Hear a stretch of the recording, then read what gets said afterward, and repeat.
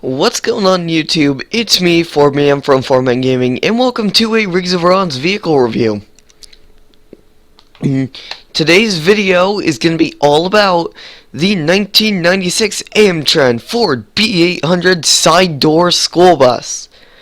Now, I just found this bus on the Allied Gaming forums and decided to give it a little go. Now, sorry about that. First impressions, it is okay. The modeler could have modeled some suspension on there, but the model isn't actually that bad.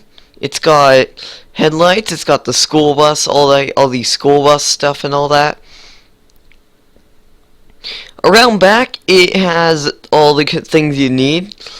And you will notice this bus actually uses the tires from I don't know how to pronounce his name, Volux or Vohux or something like that. But let us say the International School Bus Pack, probably the most high quality school buses ever made. If you compare the FPS to that, like I get 60 FPS with that. But with this bus, I get really high FPS with one of the Internationals or the Freightliner, the high quality ones. The FPS isn't so much the same. Now, I do also want to point out that this mod is private, so I will not be leaving a download link for you guys. All I'm gonna link you to is the Allied Gaming forums. Now, I should put out that you need to sign up to download this bus. Now, since I am a Ford guy, this bus kind of stood out to me. I actually didn't realize this was part of the Amtran pack thingy, but you can tell right there, it's a Ford. Now, it does have a custom engine sound, and we're going to get to that in a second, but there's something else I want to have you listen to.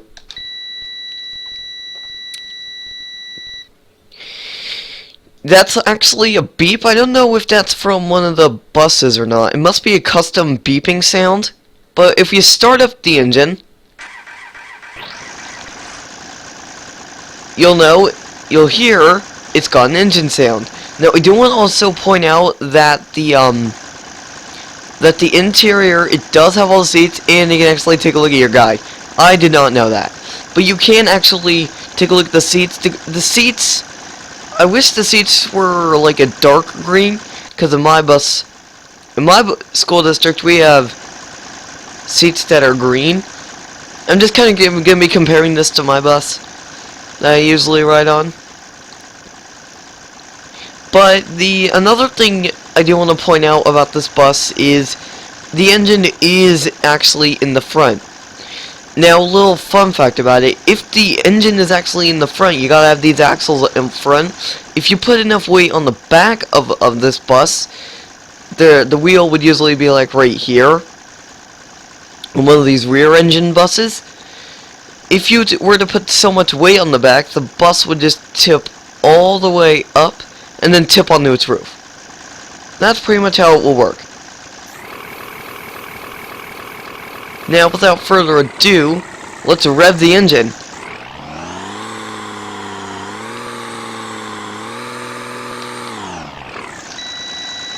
Now, this engine, I like the engine sound.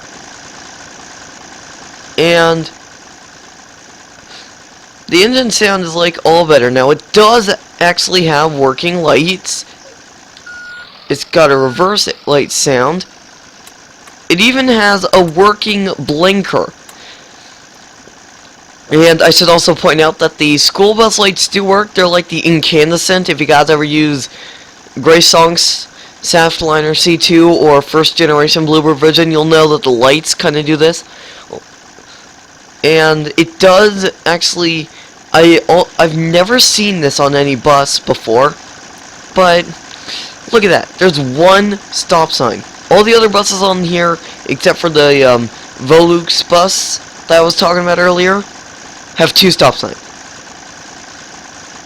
Now, my school district only has one stop sign on their buses, And I kind of like the one bus, the one light. Now, it does have 6 gears.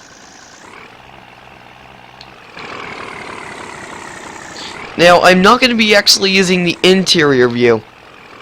And in fact, I know the audio might be a little bit loud for you guys. I mean quiet, so I'm going to turn it up.